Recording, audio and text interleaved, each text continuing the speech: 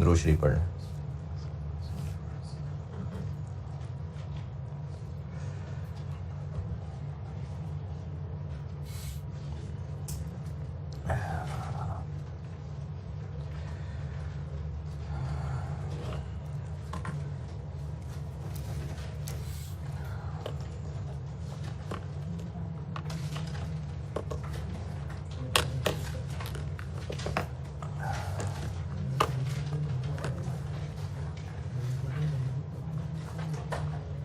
अच्छा, बीच में कुछ सवाल हैं जो टुकड़ों टुकड़ों में किए मैं उन्हीं से स्टार्ट करता हूँ। और एक सवाल था क्वेश्चन नंबर 18।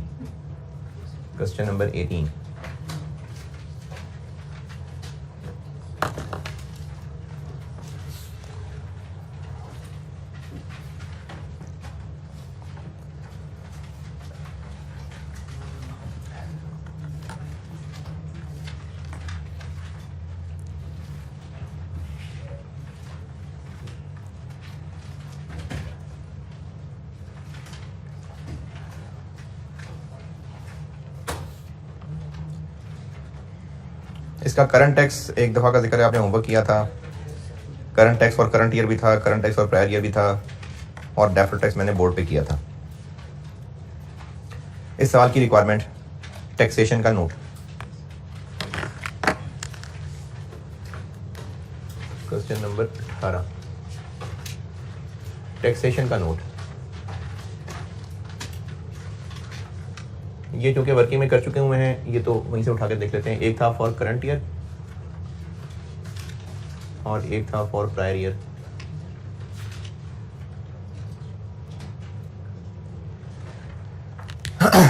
करंट टैक्स की वर्किंग कर दी थी आपने, कहीं ना कहीं डिस्कस भी हो गया हुआ है।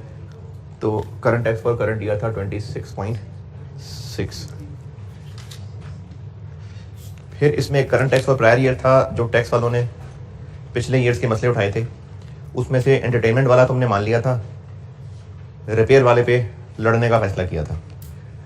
तो जो एंटरटेनमेंट वाला मान लिया था उस पर और टैक्स देना पड़ेगा।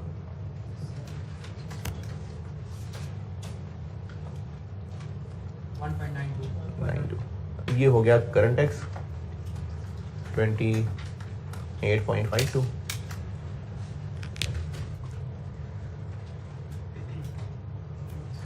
और डेफर्ड टैक्स मैंने बोर्ड पे किया था, ये परसों की बात है शायद।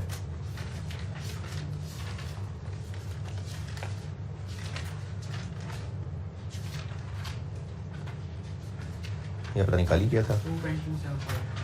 2.28 मेरे ख्याल में शायद हो गया था, या 75 था नेगेटिव। ये बन गया 26.24।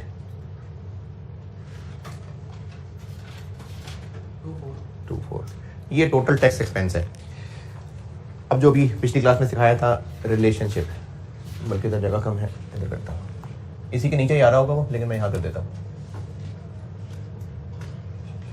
Accounting profit and tax expense.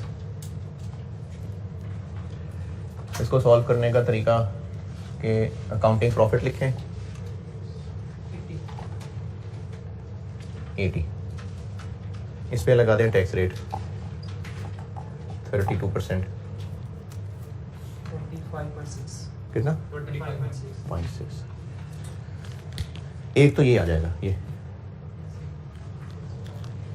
Tax for prior year 1.92 positive लिखा है, 1.92 एज इट इज यहाँ पॉजिटिव आ जाएगा। और exempt income and inadmissible expense with different tax rate. जी बिल्कुल, इसमें एक पेनल्टी थी पॉइंट नंबर 5 में, वो हमने फॉर द ईयर एक्सपेंस बनाई हुई थी।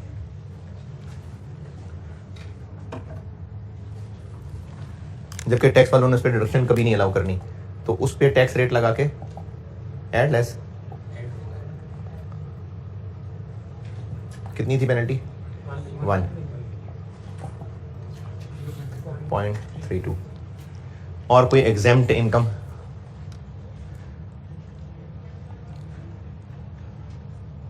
मेरा ख्याल है थी कहीं इसमें, जी ऊपर है बिल्कुल पहले टेबल में। तो ये 5 मिलियन की एग्जाम्प्ट इनकम है, इस पे टैक्स रेट लगा के लेस कर देंगे।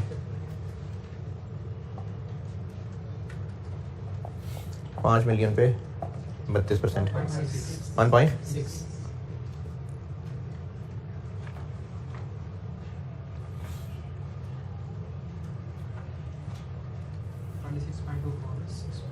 ये 26.4 ये होता है टैक्सेशन का नोट। तो अगर सवाल में सिर्फ टैक्सेशन का नोट पूछा हुआ है तो सारी मेहनत करंट टैक्स की वर्किंग करनी पड़ेगी, डेफर्ड टैक्स की कैलकुलेशन करनी पड़ेगी। तो मोस्टली यही टैक्स का नोट टेस्ट होता है।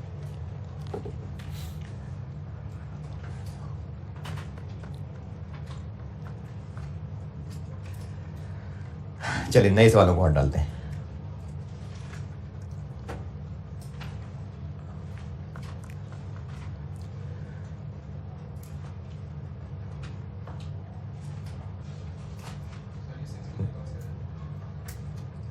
ये वो एंटरटेनमेंट जो पिछले साल से रिलेटेड टैक्स वालों ने एतराज़ उठाए थे, तो उनमें से एक 6 मिलियन था जिसमें हमने लड़ने का फैसला नहीं किया था, और एक 8 मिलियन था उस पर लड़ने का फैसला कर लिया था। तो 6 पे फिर टैक्स देना पड़ेगा, तो ये वो 6 है।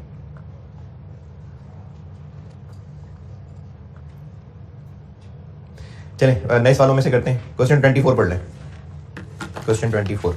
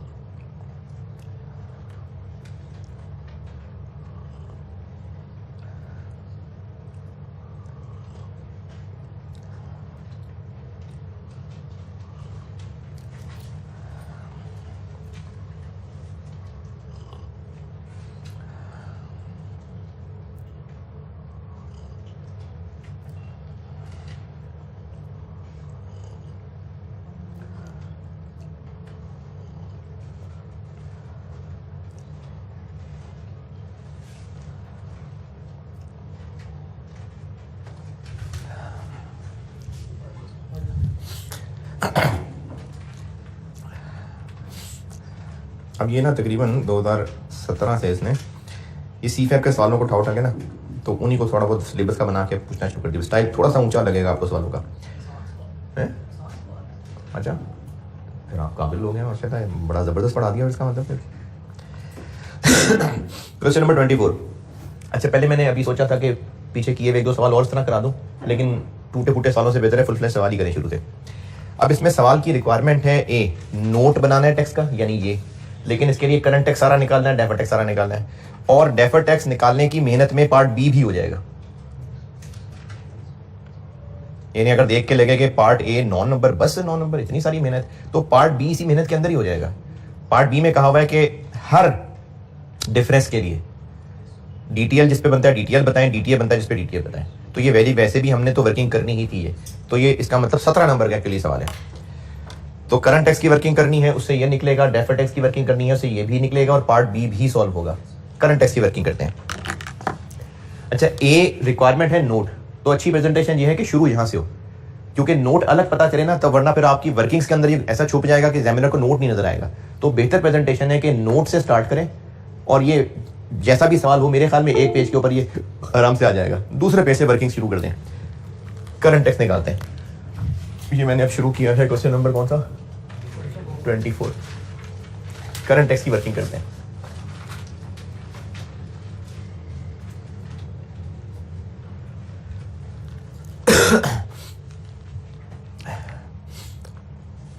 अच्छा, सोसी में भी अगर डेटा हो और मना ना किया हो तो कंपैरेटिव भी बनाने हैं, और ये जो टैक्स का नोट है, ये IAS 12 टैक्स का नोट,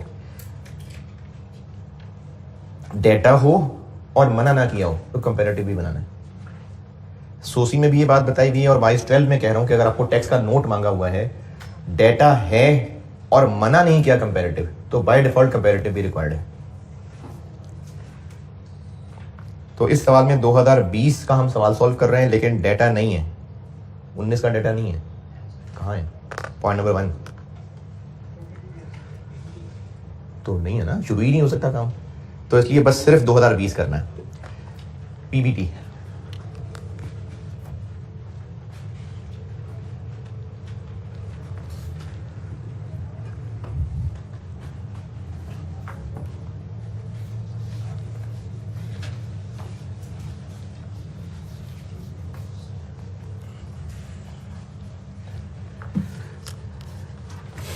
क्वेश्चन 24, और पुरानी बुक भी वैसे तो मैंने नंबरिंग नहीं चेंज की, आगे ऐड कर देता हूँ, लेकिन ये मैं कर रहा हूँ स्प्रिंग 21, है ना जी, स्प्रिंग 21। बस अब ये जो सवाल इस वक्त सामने आ रहे हैं ना, इससे पहले हम पुराने सवाल करते थे, लेकिन बस अब तकरीबन यही लेवल है सवालों का। करंट टैक्स निकालते हैं। एक पेज छोड़ दिया नोट के लिए, करंट टैक्स।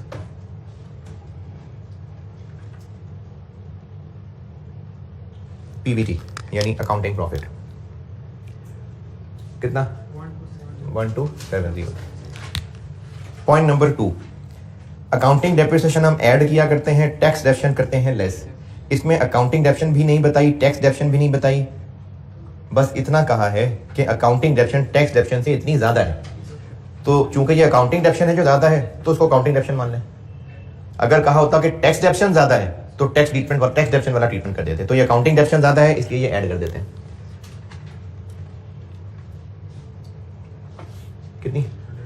100। अकाउंटिंग डेप्शन में वो कह रहा है कि जी इंक्रीमेंटल डेप्शन भी शामिल है, तो इंक्रीमेंटल डेप्शन वही जो सरप्लस है वहां,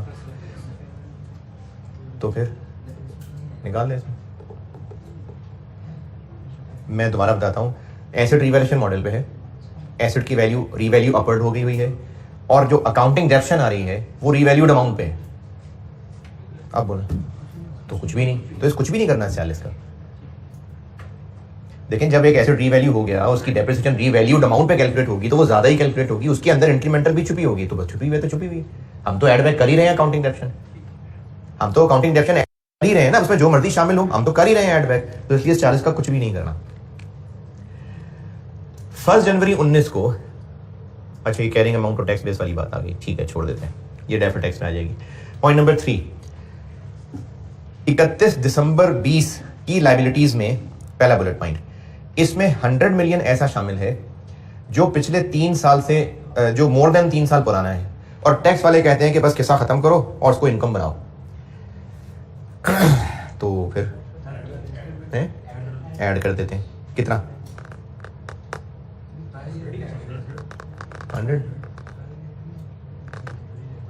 170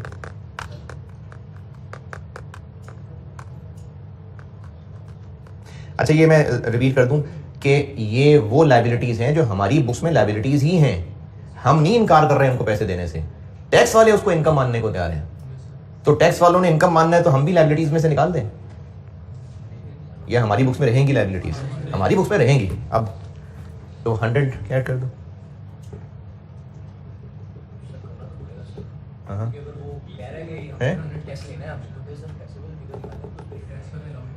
अलाउ नहीं, टैक्स वाले इसको इनकम मान रहे हैं,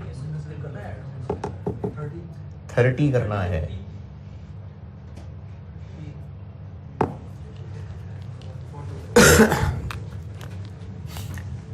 ये हम करें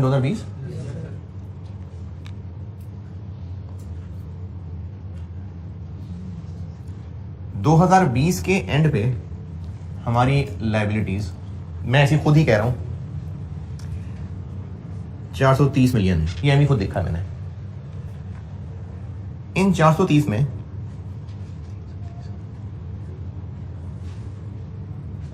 2020 में ही जो नई अराइज हुई, यानी 2020 में ही इनको चीजें इनसे खरीदी थी, वो थी 330। वो जिनसे 330 अभी ज्यादा ही कर दी मैंने, 230 बहुत है। वो जिनसे 2019 में चीजें खरीदी थी और अब तक टेबल चला आ रहा है, वो थे कोई 120, कितने हो गए,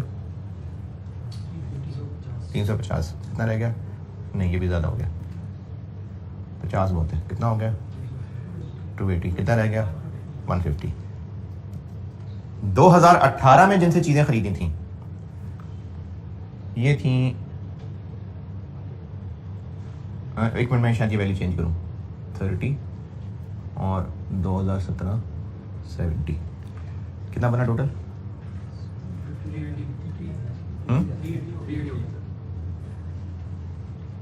क्या लिखूं बैलेंसिंग,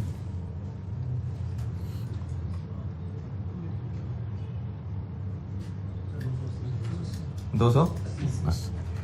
ये मैंने ऐसे खुद से फिगर लिखी है। 2020 के एंड पे खड़े हैं हम, और इस वक्त हमारी एक खास हेड में इतनी लाइबिलिटीज हैं। ये मैंने ये नहीं लिखा कि ये जो अभी इतनी है ये 18 में इतनी थी, 17 में इतनी थी। मैंने ये कहा है कि इस 430 का ब्रेकअप ये है कि इसमें 70 ऐसा है जिसको कोई 17 के शुरू में चीजें बेची थी, अब तक पेबल चला रहा है, वो आए नहीं पैसे लेने। 30 ऐसा है जिसको 18 के शुरू में चीजें बेची थी, 1 जनवरी 18 को ही, अब तक नहीं आया, हमसे चीजें खरीदी थी, अब तक पैसे लेने नहीं आया। इसमें 50 ऐसा है जिसको भी 19 के शुरू में चीजें जिस खरीदी थी, अब तक पैसे लेने नहीं आया। ये वो है जो इसी साल में ही हमारे क्रेडिटर बने हैं। तो हमारा इस वक्त जो टोटल आउटस्टैंडिंग है वो 430 की है। पिछले साल, जब पिछला साल एंड हुआ था, यानी हम 2019 में खड़े थे, तो 17, 18, 19 कितनी लाइबिलिटीज की फिगर है जिनको 3 साल गुजर गए हुए थे, 70। ये 2017 के शुरू में इनको चीजें इनसे खरीदी थी, तब के हमारी लाइबिलिटी चले आ रही थी। 31 दिसंबर 19 में खड़े होके इनके 3 साल पूरे हो गए थे, 20 में आए, इनके तो 3 साल गुजर ही गए हुए हैं, ये भी उसमें फॉल कर गए। जब हम 2020 एंड पे गुजरे तो ये तो 3 साल पुराने हैं ही हैं, ये भी 3 साल पुराने की कैटेगरी में आ गए। तभी 2020 के एंड पे खड़े होके 100 मिलियन ऐसा था जो 3 साल मोर देन 3 साल पुराना है। इन फिगर्स की टेंशन ना ले, मैंने एवं ये फिगर्स लिखी हैं। इस वक्त 2020 के एंड पे हमारी लाइबिलिटीज जितनी भी हैं, उनका जब एजिंग एनालिसिस देखा तो कुछ उसमें से बहुत पुरानी आ रही थी, कुछ कम पुरानी थी, कुछ और कम पुरानी थी, कुछ करंट थी। इस पूरी आउटस्टैंडिंग की लिस्ट में से, बल्कि मेरे ख्याल में अभी मुझे एक और मिसाल देने में आई, वो मुझे ज़्यादा बेहतर लग रही है। बिजली का बिल जुलाई का भी नहीं दिया हुआ, अगस्त का बिल 30 था, वो भी नहीं दिया हुआ, सितंबर का बिल कटा नहीं है मीटर, ये कोई 120 था, अक्टूबर भी गुजर गया,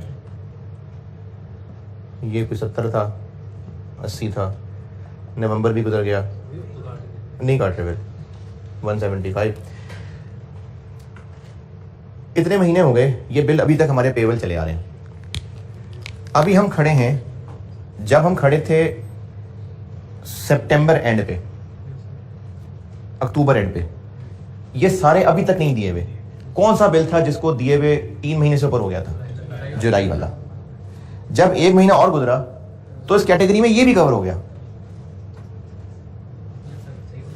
मुझे लग नहीं रहा मैं समझा पा रहा हूं। आपके घर में बहुत सारे बच्चे हैं, कुछ छोटे बड़े बड़े कजन सब बहुत हैं। एक पॉइंट ऑफ टाइम पे अगर 10-15 बच्चे घर में हैं, लेकिन 4 साल से ऊपर उम्र वाले 10 हैं, अगले साल एक और बच्चा 4 साल का हो गया, अब 4 साल से ऊपर वाले बच्चों की कैटेगरी में इजाफा हो गया ना। तो ये जो टैक्स वालों की नजर में 3 साल पुराने लायबिलिटीज की कैटेगरी है, पिछले साल इस कैटेगरी में 70 मिलियन आ रहा था, इस साल 100 मिलियन पूरा हो गया। टैक्स वालों ने पिछले साल तक 70 को तो इनकम मान ही लिया था, इस साल 30 मिलियन भी उस कैटेगरी में जुड़ गया जाके, तो इस साल उस 30 को भी इनकम मान लिया जाएगा। ठीक है, तो ये जो पिछले साल 70 था, इस साल 100 है, ये 100 इस साल में मजीद नहीं है, वो क्यूमुलेटिव होता होता सब 3 साल बुजुर्गों की फहरिस्त में शामिल होते जा रहे थे। ये साल और गुजरा, 30 मिलियन मजीद बुजुर्गों की फहरिस्त में शामिल हो गया, तो इस साल 30 मिलियन है जो बुजुर्गों की फहरिस्त में शामिल हुआ है, तो इसलिए इस 30 को इनकम बनाएंगे। अब ये अंग्रेजी पढ़ के देखें अब, और जो मैंने सारी कहानी सुनाई है देखें सेंस बनती है कि नहीं।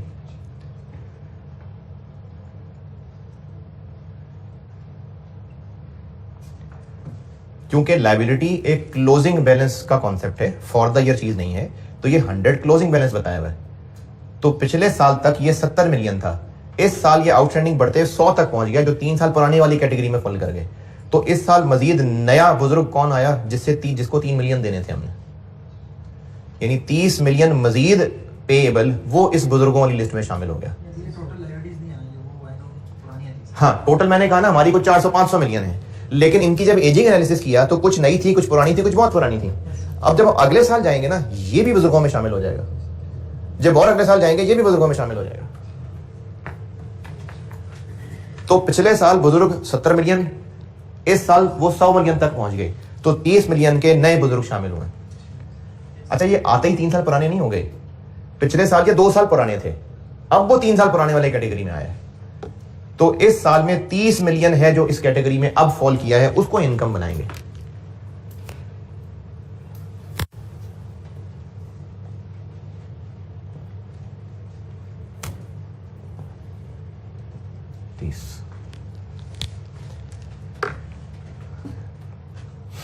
हाँ जी, अंग्रेजी पढ़कर नहीं दिल मुतमिन हो रहा,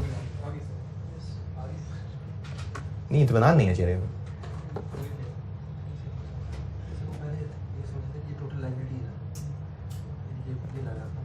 ये वो लायबिलिटीज हैं जो 3 साल पुरानी है, यानी जो 3 साल से आउटस्टैंडिंग चली आ रही, which are outstanding for more than 3 years।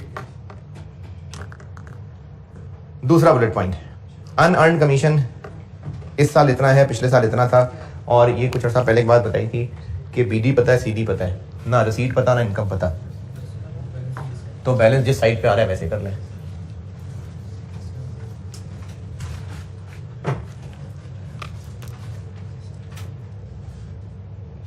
क्या है कमीशन इनकम है, कमीशन इनकम। अनअर्न्ड यानी एडवांस, अभी बैलेंस आ रहा है 80, पिछले साल आ रहा था 15, तो बैलेंस करें तो इधर रिसीट होती है, इधर इनकम होती है, तो रिसीट ही होगी 65।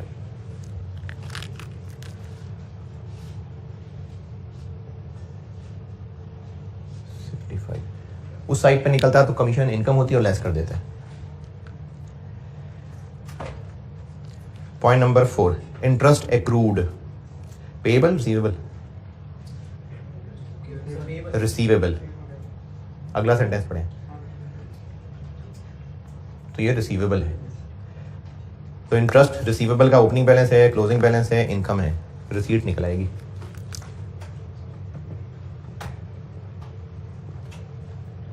ओपनिंग रिसीवेबल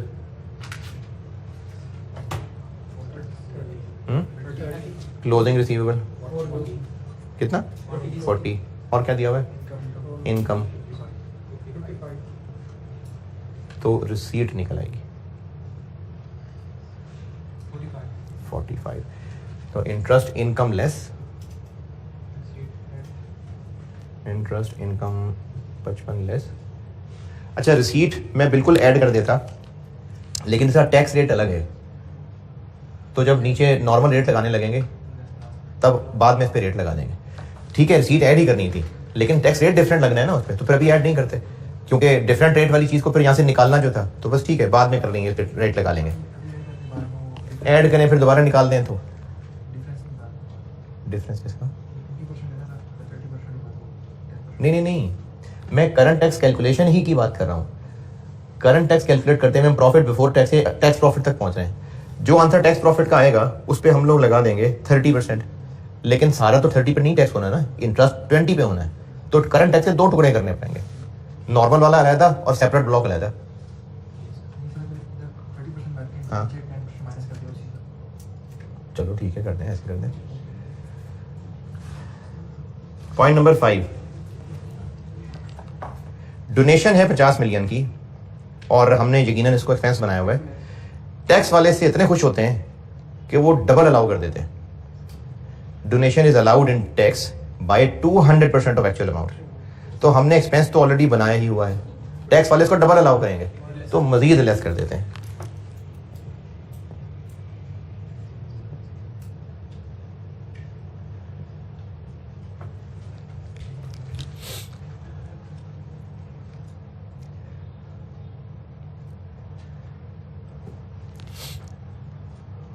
पॉइंट नंबर 6 जी, डोनेशन कैश बेसिस पे ही होगा, क्योंकि डोनेशन की एक्रूवल तो कोई नहीं होती ना। डोनेशन तो कोई एक्रू होने वाली चीज़ ही नहीं है ना, जब डोनेशन देते हैं तभी डोनेशन है ना, वो कोई टाइम रिलेटेड चीज़ तो है नहीं कि उसको एक्रू कर लें। पॉइंट नंबर 6, राइट डाउन किया था इन्वेंट्री को, टैक्स वाले कहते हैं नहीं जब बेचोगे तो बताना, तो ऐड बैक कर देते हैं।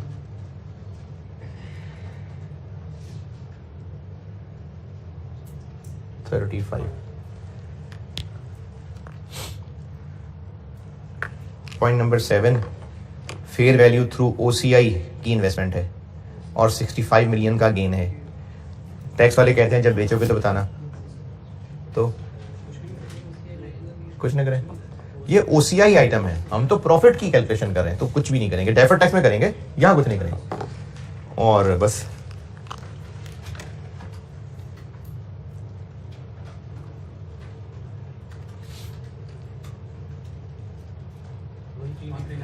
$1395। तो करंट टैक्स नॉर्मल वाला इसी पे 1395 30 418.5 और इंटरेस्ट वाला 20%। किस पे लगाऊं 20?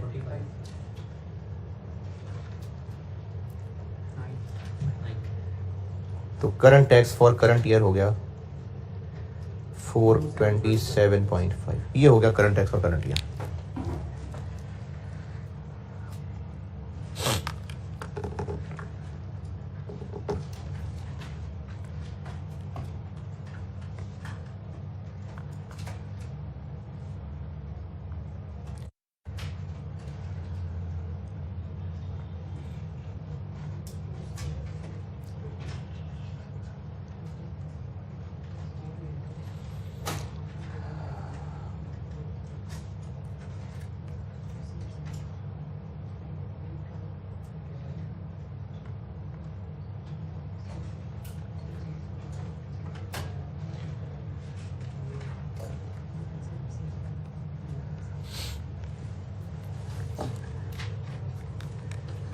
डेफर्ड टैक्स 2 साल की वर्किंग करनी पड़ेगी। एक तो ये कि उसने मांगी हुई है पार्ट बी में, और चूंकि मांगी हुई है इसीलिए उसने ओपनिंग डिटेल भी नहीं दिया, तो 20 की भी और 19 की भी, दोनों की वर्किंग करनी पड़ेगी। तो वो जो वर्किंग है एक्चुअली हम वो पार्ट बी कर रहे होंगे सॉल्व। तो पार्ट ए में करंट टैक्स हो गया, नोट पार्ट बी के बाद बनाते हैं। पार्ट बी सॉल्व कर रहा हूं मैं। डेफर्ड टैक्स 2019 का, carrying amount, tax base, difference, tax rate और DTL पॉजिटिव हुआ तो, और DTA अगर नेगेटिव हुआ तो।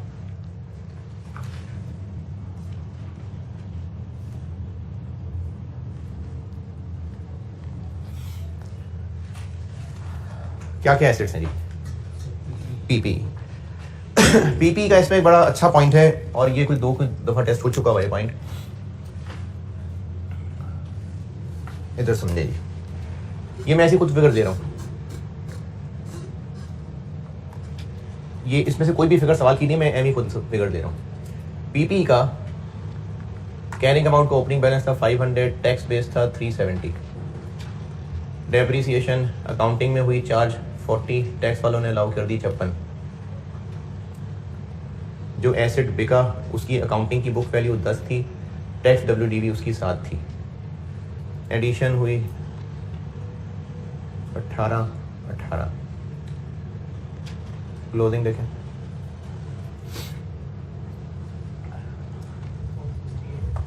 468, कितना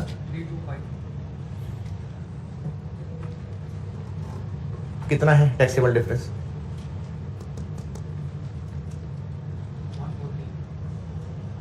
143।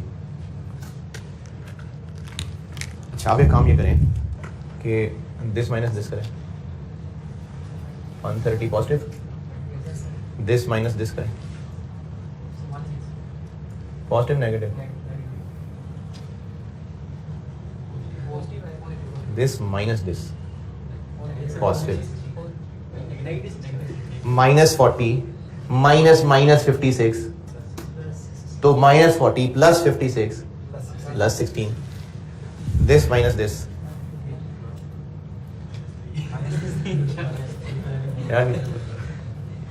-3, दिस माइनस दिस 0, ऊपर से आए नीचे। ये क्यों आ गया? ऐसे टोटल करके दिस माइनस दिस कर लें, या this minus this her line में करके इसका टोटल कर लें। हमने डेफर्ड टैक्स की कैलकुलेशन के लिए कैरिंग अमाउंट और टैक्स बेस कैलकुलेट करनी होती है। असल में हमें ये चाहिए होता है, क्योंकि टैक्स रेट देखिए, कैरिंग अमाउंट टैक्स बेस यहां लिख भी दूं, असल में ये चाहिए ना, इस पे डेफर्ड टैक्स बनना है। तो सवालों में ऐसा हो सकता है कि आपको इनमें से कुछ भी ना बताया हो, ये बताया हो, तो हम फिर 143 ही निकालेंगे, बजाय इसके कि हम 468, 325 निकालें, क्योंकि डाटा ही नहीं होगा, सिर्फ ये बताया होगा। जब सिर्फ ये बताया होगा तो इसको ही प्लस माइनस करके जब एंड पे पहुंचेंगे तो डायरेक्टली हमने ये डिफरेंस निकाल लिया होगा। इसको इसमें कुछ भी ना लिख के सीधा यहां लिख देंगे। ये भी स्टाइल है कुछ क्वेश्चंस के अंदर, कोई इख्तलाफ इस बात से, लेकिन इतनी सिंपल बात ये नहीं है, क्योंकि आपको ये बता दिया होगा कि अकाउंटिंग और टैक्स डेप्शन में 16 का फर्क है। पॉजिटिव लिखना है कि नेगेटिव लिखना है? पीपी है, हाँ, पॉजिटिव लिखना है कि नेगेटिव लिखना है? हाँ जी। अच्छा, इसको अगर बहुत ज़्यादा सोचेंगे कि ज़्यादा है तो टैक्सेबल डिडक्टेबल, उसका एक हल बताता हूँ आपको।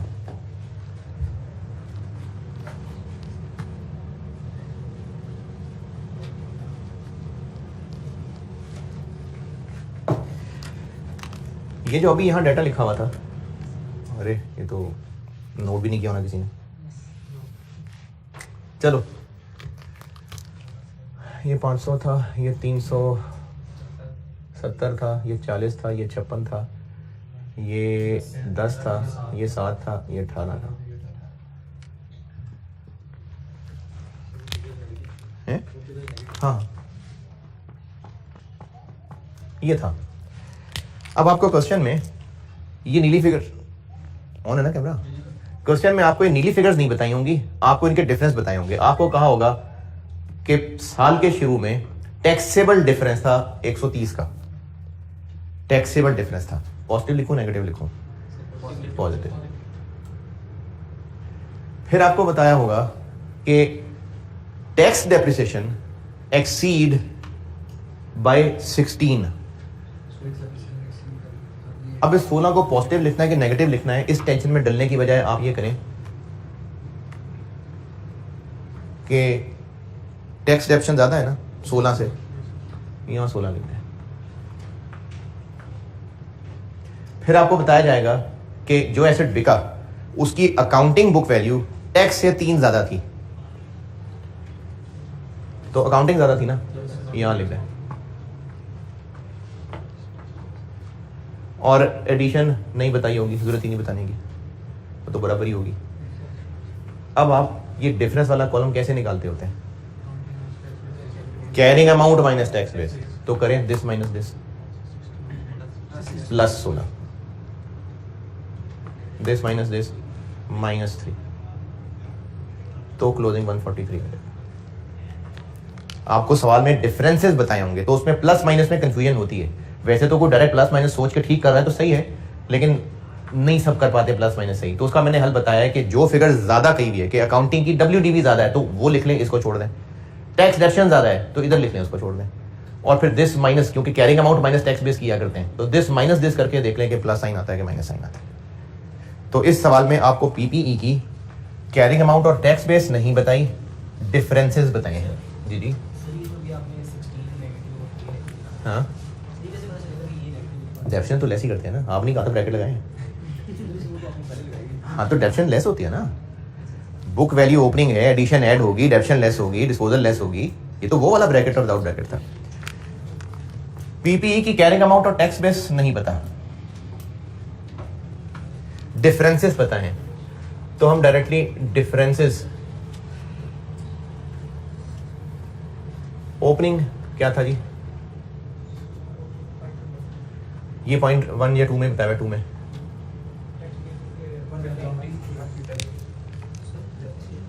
नहीं, लास्ट सेंटेंस पॉइंट 2 में बताया हुआ है कि 1 जनवरी 19 को कैरिंग अमाउंट ज्यादा थी, यानी पॉजिटिव, बल्कि ओपनिंग नहीं मैं कहता इसको, ये 1 जनवरी 19 से कितना पॉजिटिव ना, कैरिंग अमाउंट ज्यादा थी, टैक्सेबल डिफरेंस। फिर 2019 में डेप्रिसिएशन के बारे में क्या बताया हुआ है? 19 मैं 19 कर रहा हूं पहले। 150 क्या? अकाउंटिंग ज्यादा थी, तो अकाउंटिंग ज्यादा थी तो यहां लिखें, यहां ना लिखें, तो दिस माइनस दिस करेंगे, डेप्रिसिएशन माइनस होती है।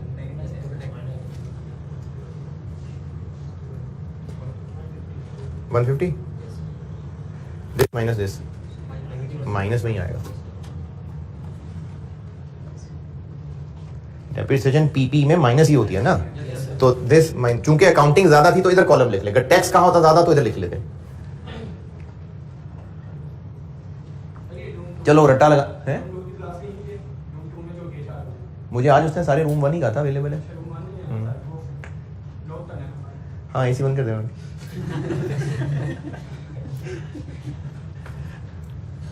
अच्छा, इसको अगर रट्टा भी लगाना है तो रट्टा भी चल जाएगा। अकाउंटिंग ज्यादा तो लेस कर दें, टैक्स ज्यादा तो ऐड कर दें। और क्या है? डिस्पोजल, एडिशन नहीं, वो तो बस डेप्रिसिएशन है ना, कोई एडिशन डिस्पोजल कुछ नहीं, तो ये क्लोजिंग डिफरेंस आ जाएगा, यानी 31 दिसंबर 19 का डिफरेंस आ जाएगा 350। और वर्किंग कर ही रहे हैं तो इसी को आगे बढ़ा लें। 2020 की डेप्रिसिएशन, अकाउंटिंग ज्यादा है, कोई एडिशन डिस्पोजल। अब ये हमें directly carrying amount tax base की बजाय सीधा सीधा टैक्सेबल डिफरेंस मिल गया। 19 का टैक्सेबल डिफरेंस, 20 का टैक्सेबल डिफरेंस। तो यहां पर इधर कुछ नहीं लिखते, यहां लिख देते हैं 350।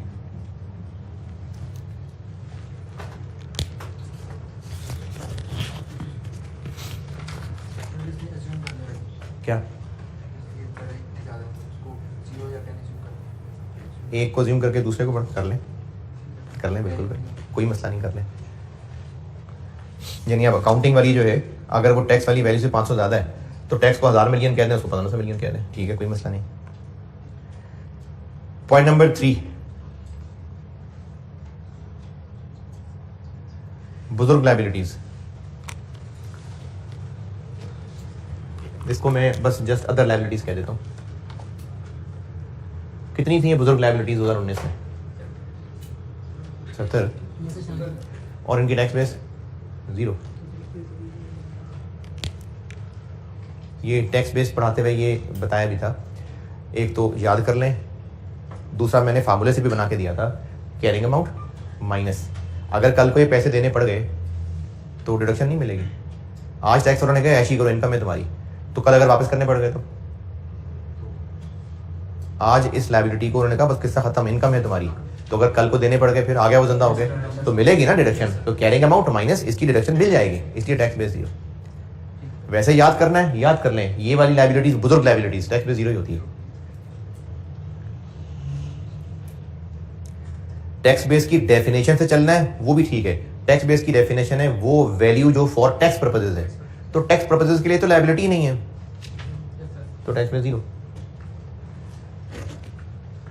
Point number 3 second bullet point, unearned commission यानी एडवांस इनकम, अनअर्न्ड कमीशन 19 में कैरिंग अमाउंट थी 15 और इसकी टैक्सेशन टैक्स वाले क्या करते हैं, तो tax base zero.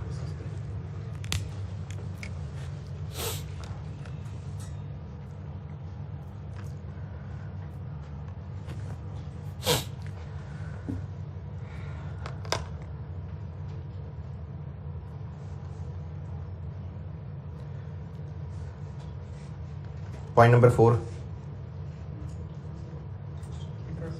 Interest receivable, interest receivable 19 में कैरिंग अमाउंट क्या थी 30, टैक्स वाले इसको कैश बेसिस पे लगाते हैं tax, tax base zero.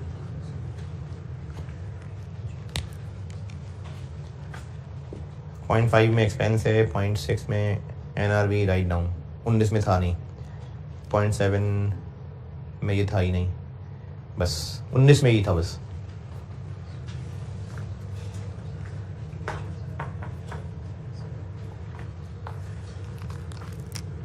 $30 positive, 70 negative और 15 नेगेटिव। टैक्स रेट क्या था 19 में, यही 30 ही था, लेकिन इंटरेस्ट का 20 था, तो बाकियों पे 30, इस पे 20।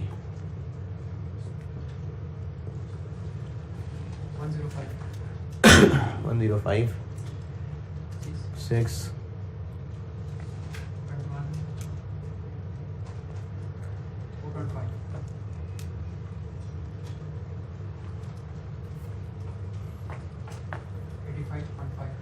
85 positive.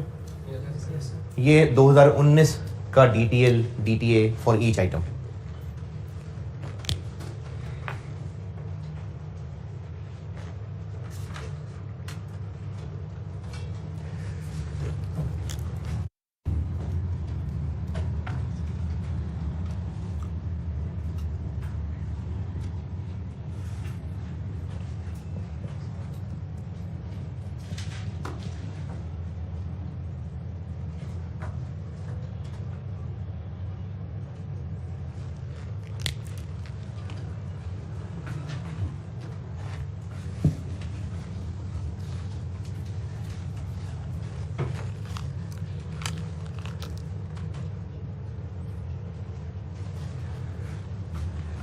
Deferred tax 2020,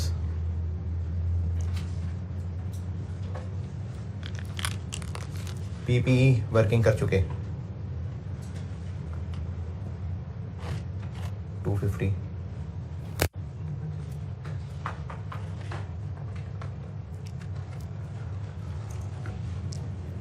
interest receivable 20 में कितना है 40, टैक्स बेस जीरो। और 2020 में कोई एसेट आया हो, इन्वेस्टमेंट आई है, कैरिंग अमाउंट 42 और टैक्स बेस नहीं भाई, और कैरिंग अमाउंट 425 नहीं है, ये टैक्स बेस है। कैरिंग अमाउंट कितनी 490, 425 की तो खरीदी थी ना, तो टैक्स बेस कॉस्ट है, अकाउंटिंग में उसको हम बढ़ा के 490 तक ले गए। और 2020 में कोई एसेट है नहीं है, 2020 में कोई एसेट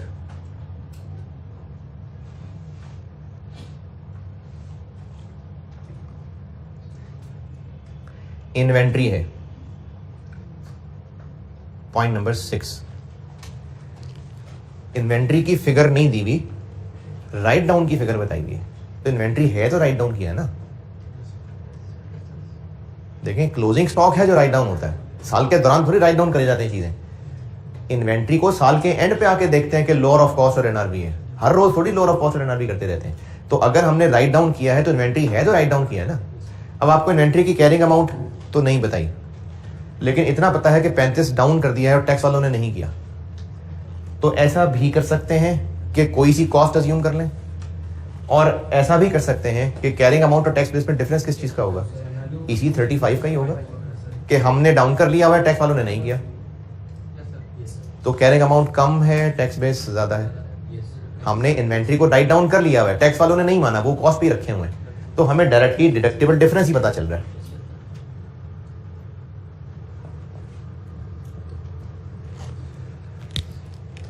इन्वेंट्री एसेट है, राइट डाउन कर लिया तो कैरिंग अमाउंट हमने कम कर ली, टैक्स बेस कम नहीं हुई, तो कैरिंग अमाउंट कम है इसलिए डिडक्टेबल। बुजुर्ग लायबिलिटीज, हाँ जी, 100 और अनअर्न्ड कमीशन 80 टैक्स बेस दी। तो ये आ गया 40 पॉजिटिव, ये हो गया 65 पॉजिटिव, 100 नेगेटिव, 80 नेगेटिव। इंटरेस्ट का 20 है, बाकी सबका 30 है।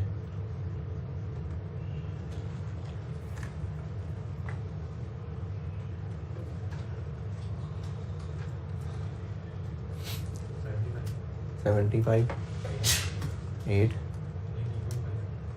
30 लगा रहे ना, बाकी पे 30 है। 19.5, 10.5 नेगेटिव, 30 नेगेटिव, 24 नेगेटिव।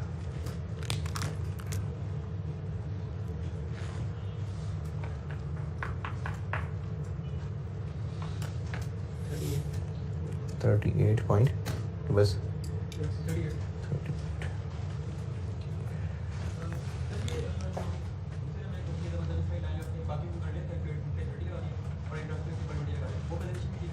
नहीं, सवाल की रिक्वायरमेंट है ना, अब compute deferred tax liability asset in respect of each temporary differences.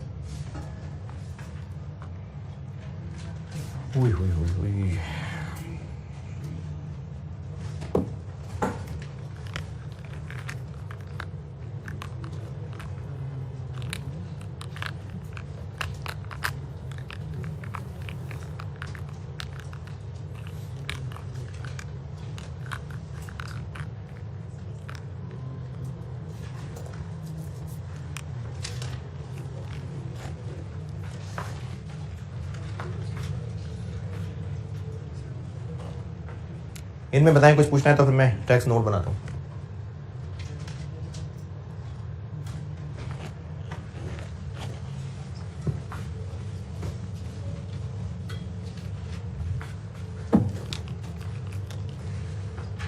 Part A, taxation का note. Current tax for current year है बस, के प्रायर ईयर भी है।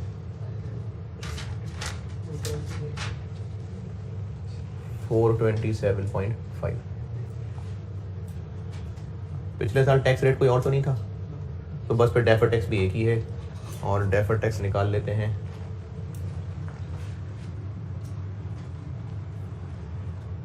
दो 2019 में डीटीएल था, 20 में भी डीटीएल है, और इस साल एक ओसीआई आइटम आई, ये 19.5। इस साल ही फेयर वैल्यू गेन आया था ना 65 ओसीआई वाला, ये उसका टैक्स है। और अब बैलेंस करेंगे तो टैक्स एक्सपेंस आएगा, इस साइड पे लग रहा है मुझे, ये टैक्स एक्सपेंस आ गया।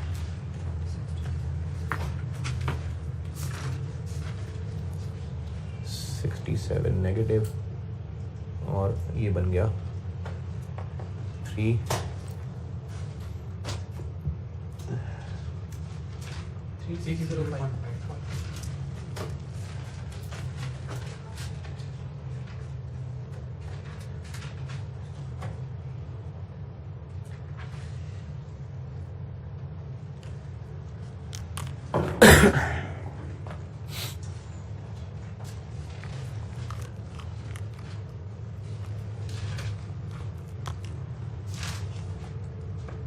relationship between accounting profit and tax expense. Accounting profit 1270, 2 लाइनें, इसमें लगा देते हैं 30%, 381। कोई टैक्स फॉर प्रायर ईयर भी नहीं है और पिछले साल से रेट चेंज भी नहीं हुआ।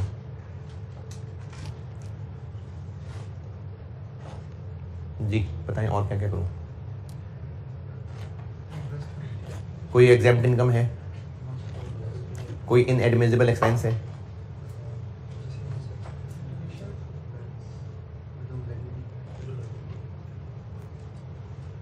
क्यों?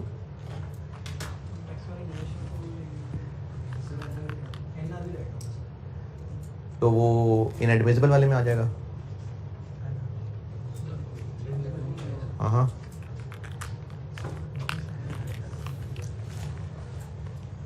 आप आइए वही जो पेज दिखा रहा था मैं, नोट्स जिस पे सिखाए हैं पिछली क्लास में, पेज 82।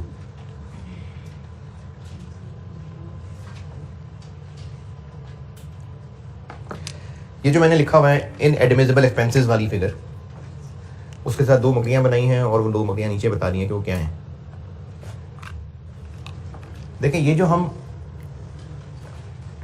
इस पे रेट लगा के इसको टैली कर रहे हैं, वो इससे टैली कर रहे हैं या सिर्फ करंट टैक्स से कर रहे हैं? दोनों से कर रहे हैं। तो कुछ आइटम्स ऐसी होंगी जो टैक्स वालों ने तो इनकार कर दिया होगा, लेकिन उन पर डेफर्ड टैक्स बना होगा। जैसे इस पे बना है डेफर्ड टैक्स, और डेफर्ड टैक्स इसलिए बना होगा कि इस साल टैक्स वालों ने इनकार किया है, अगले साल तो कर देंगे अलाउ। ये इन्वेंट्री राइट डाउन अभी उन्होंने मना कर दिया, तो कल जब इन्वेंट्री बिकेगी तो ज्यादा कॉस्ट ऑफ सेल मान लेंगे वो, तभी तो डेफर्ड टैक्स बनाया है, वरना तो एक्सेप्शन में डल जाता है।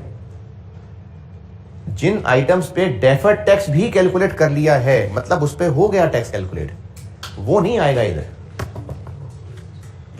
इसी तरह इंपेयरमेंट लॉस, मैंने मिसाल इंपेयरमेंट लॉस की दी हुई, वो जो नोट लिखा हुआ है, तो जो टैक्स वालों ने कहा कि हमने अलाउ नहीं करना, एक वो है जो उन्होंने कभी भी अलाउ नहीं करना, और एक वो है जो कल किसी और शक्ल में कर लेंगे अलाउ। जैसे टैक्स वालों ने राइट ऑफ यूज की डिडक्शन अलाउ करनी है, लेकिन वो पेमेंट के जरिए हो जानी है कवर, तभी तो हम राइट ऑफ यूज पे डेफर्ड टैक्स बना रहे होते हैं। अभी सवाल में नहीं है, कल था, तभी तो राइट ऑफ यूज पे डेफर्ड टैक्स बना रहे होते हैं कि आज इनकार किया है, कल डिफरेंट नाम से मान जाएंगे। टैक्स वाले बैड डेट एक्सपेंस अलाउ नहीं कर रहे होते, लेकिन कल को राइट ऑफ कर देंगे अलाउ, तभी तो हम उस पर डेफर्ड टैक्स बना रहे होते हैं। टैक्स वाले आज ग्रेच्युटी एक्सपेंस अलाउ नहीं कर रहे होते, लेकिन कल पेमेंट होगी तो कर देंगे अलाउ, तभी तो उस पर डेफर्ड टैक्स बना रहे होते हैं। तो यहां पर हमने इनएडमिसिबल में उन एक्सपेंसेस को लेना है जिसपे टैक्स वालों का कोई है ही नहीं इजाजत, तभी तो उनको डेफर्ड टैक्स में भी नहीं कंसिडर किया गया होता। तो इंपेयरमेंट हो गई, एनआरबी राइट डाउन हो गया, ये यहां ना से ही डेफर्ड टैक्स बनाया है इस पे, और हम इस फिगर पे रेट लगा के उसको सिर्फ करंट टैक्स से नहीं टैली कर रहे, टोटल टैक्स से टैली कर रहे हैं।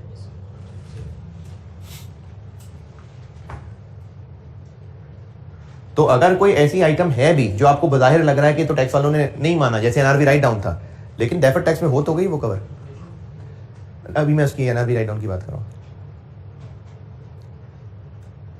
तो इनएडमिसिबल पक्का वाला वो है जिसपे करंट टैक्स बनाते हुए भी उसको एड बैक कर दिया गया, और डेफर्ड टैक्स भी की उसकी कैलकुलेशन नहीं बनी उसके ऊपर। जैसे पेनल्टी पे हमने कभी नहीं डेफर्ड टैक्स कैलकुलेट किया। उस सवाल में एडमिन बिल्डिंग की डेप्शन पे डेफर्ड टैक्स किया था कैलकुलेट, वो जो एडमिन बिल्डिंग वाला सवाल था, उसकी डेप्शन यहां आएगी।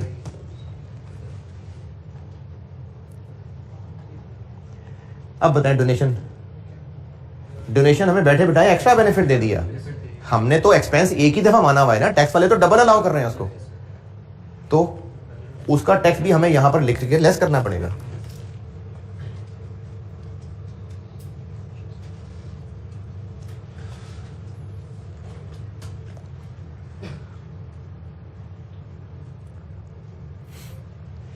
50 पे 30।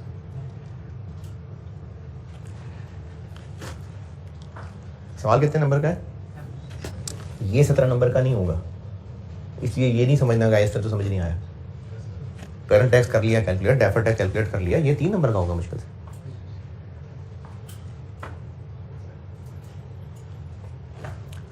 और इसका कुछ करना, ये जो टैक्स वालों ने इनकम बना लिया, हमने तो इनकम नहीं बनाया हुआ, क्यों नहीं? हाँ, तो इसको इस एंगल से भी देखा कि हमने डेफर्ड टैक्स में लिया है इसको, तो डेफर्ड टैक्स में तो लिया है इसको, इसलिए ये नहीं है इस तरह की चीज़ों पे।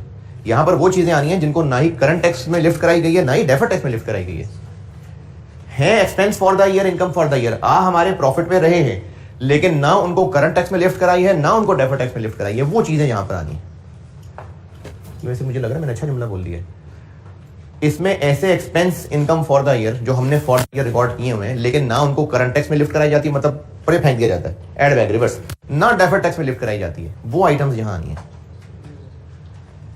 अच्छा, आप देखिए ये चीज़ जो है, ये एसएच फॉर्मेट में मैं कैसे लिख के समझाऊँ, तो इसलिए अगर कॉन्सेप्ट समझ आया होगा इन चीज़ों का तो ही ये डोनेशन हैंडल होगा।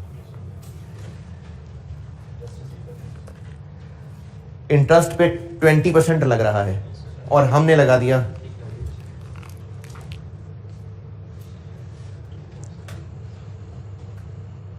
अच्छा, अब इसमें एक बड़ी मज़े की चीज़ है, अगर आपको इंटरेस्टिंग लग रहा है तो 10% किस पे लगाऊं?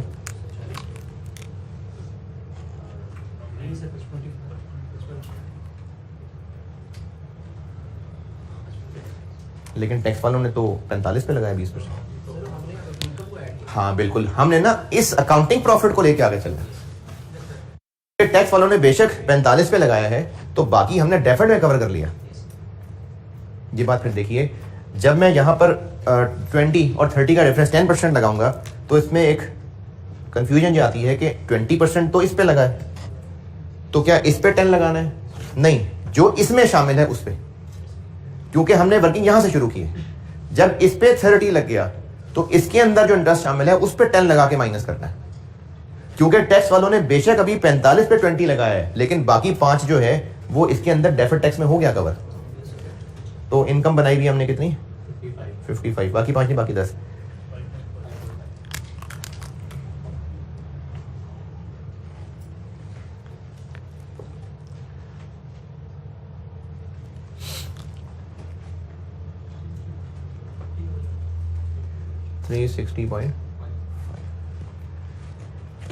लेकिन ये इन 2 लाइनों के पीछे आपने दिल नहीं तोड़ लेना कि राइस 12 तो गया, ये 2-3 नंबर है बस।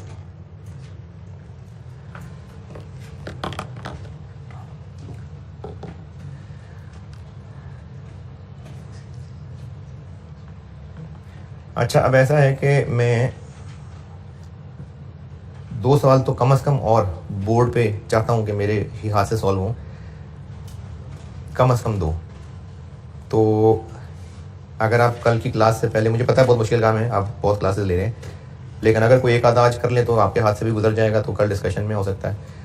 कल अगर तो 2 से ज़्यादा कर पाए तो चलो और अच्छी बात है, लेकिन 2 तो करें। तो कल एक रेगुलर क्लास और कल एक एक्स्ट्रा क्लास है। नहीं चले ना करें, हाँ एक ही कह रहा हूँ ना, एक कह रहा हूँ, मैंने बोर्ड पे कह रहा हूँ 2 करने हैं। नहीं, मैं अपनी बात कर रहा हूँ कि मैं 2 क्वेश्चंस और चाहूंगा कि बोर्ड पे मैं आके सामने कर सकूं। एक कल रेगुलर क्लास में, दूसरा अगर शुरू हो सका तो, और एक एक्स्ट्रा में, तो बस कल फिर आप लोगों को अल्लाह हाफ़िज़ कर देंगे। तो आप हैं, क्या हुआ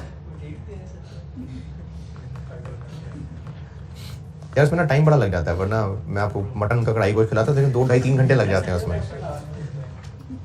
तो फिर अगली क्लासेस का टाइम डिस्टर्ब हो जाएगा। बल्कि शनिवारी की कढ़ाई मंगवा लेते हैं तो 6-7 घंटे लग जाएंगे, आप बैठते हैं तो इंशाल्लाह कर लेंगे।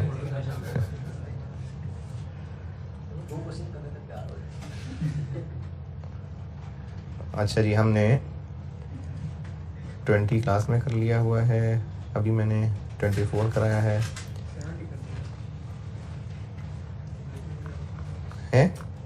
रिसिटेंट वाला भी मुनासिब है, रीसेंट अटैम्प्ट वाला ही कर दे फिर। रीसेंट अटैम्प्ट वाला मैं 1 मिनट देख लूँ उसकी शक्ल। कल ही किया मैंने सॉल्व, परसों, मुनासिब है।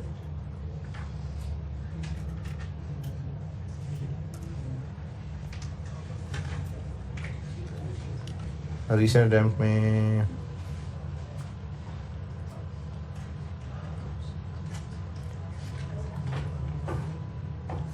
ठीक है।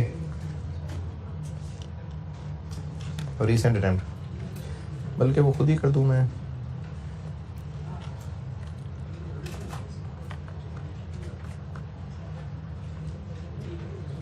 कर देंगे वैसे कि नहीं, एक अगर चले फिर ये 21 कर दें, ऑरेंज लिमिटेड।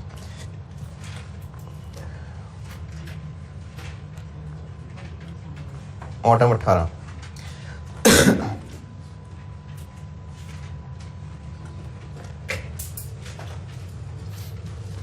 अगर ये पता हो तो यहां तक पहुंच सकते हैं ना। कैसे? ये टैक्स रेट से क्रॉस सकते हैं। क्वेश्चन 21 अगर आप कर दें, ऑटम 18, ऑरेंज लिमिटेड। ये भी अच्छा, ये IFCA फाइनल के कॉपी किया हुआ था मेरा ख्याल, उसका नाम एलिफेंट लिमिटेड था, मुझे कुछ ऐसा याद पड़ा। ठीक है जी, ऑटम 18 क्वेश्चन 21, ये अगर आप अगली क्लास से पहले कर लें तो बहुत मुनासिब हो जाएगा। IS 37 प्रोविजन, अगर इस साल कुछ खर्चा हो चुका हो तो वो माइनस होके बाकी की प्रोविजन बनती है। IS 37 हमारा बेस्ट अंदाज़ा है कि सेल्स के इतने % रिपेयर आनी है, तो जितनी एक्चुअली आ चुकी हुई हैं क्लोजिंग बाकी का होना है। अच्छा जी, और बस ठीक है जी, अल्लाह।